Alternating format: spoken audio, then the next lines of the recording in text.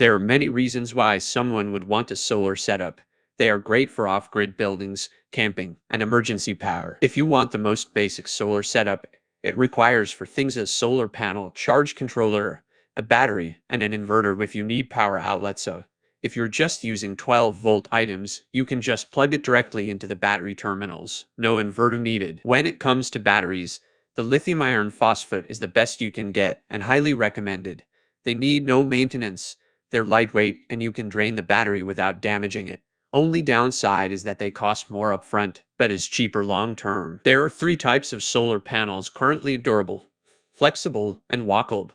Durable is the most efficient, but is basically a glass box. Flexible is more stealthy, very thin, and can flex, but is the least efficient. Wackeled is sort of in between. It is the only one that can be walked on. They can flex some, but not much.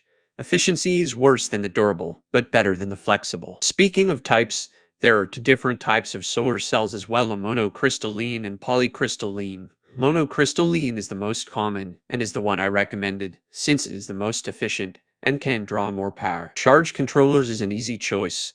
There are only two kinds of PWM and MPPT. The only one you should get is MPPT, unless your budget is very tight. MPPT pulls in more power from the solar panels and is more efficient. If your solar setup is in some type of vehicle or boat, then I recommend this Renogy onboard Imped MPPT charger from Amazon. It is designed to charge batteries with both solar and alternator, and does it automatically. If your vehicle is running, it will run both at the same time, making batteries charge faster. It will also trickle charge your motor's battery if your solar batteries are fully charged. Pure sine wave inverter is needed if you want to run traditional 110-120 volt items. If you're using one in a vehicle, I recommend getting what is called an inverter charger, because they allow you to add power outlets as well as provide a way to power the inverter on the grid without it using your batteries. If you have ever seen those 30 amp or 50 amp power outlets at a campsite, you would be able to use those. Currently, the best one I've found is this Renogy Pure Sine Wave Inverter Charger from Amazon. That covers the basics of what you need for a solar setup.